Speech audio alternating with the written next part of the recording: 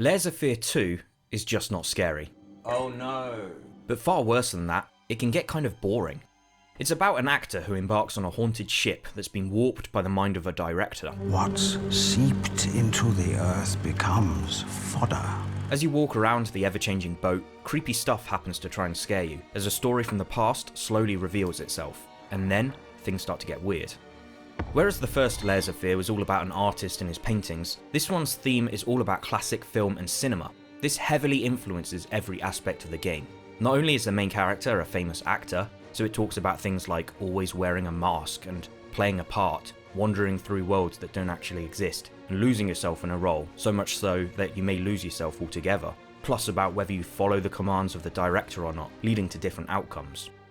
But cinema also has a huge impact on the look of the game, from the loading screens, to the way that the colour palette shifts from one genre to another as you walk around, with black and white for old crime movies, to the abstract look of 20s German expressionist horror, like Nosferatu or The Cabinet of Dr. Caligari, to the colourful Technicolor sections. There's lots of little nods and Easter eggs to old film, and honestly this is the best part of the game. It's a shame that the music didn't do something similar, and have something to do with the movies. The soundtrack's good, but it would have been nice to hear some creepy versions of old film scores.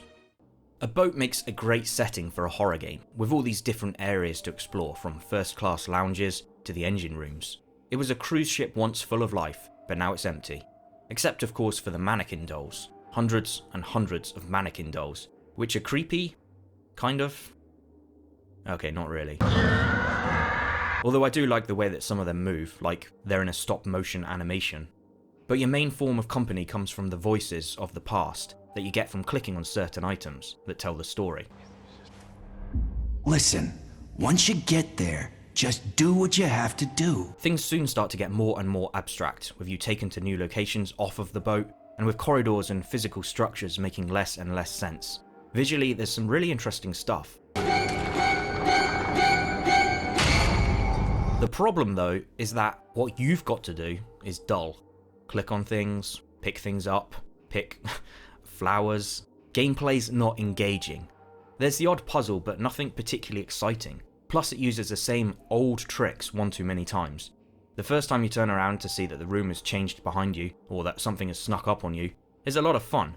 But when this happens all the time, it loses its impact. The game's always trying to be scary, but it didn't work for me once. It's like a ghost train as you ride along seeing one scary thing to the next. But none of it was disturbing enough or shocking enough to get you clinging to the edge of your seat. There is one difference between this and a ghost train though, and that's you can actually get hurt here.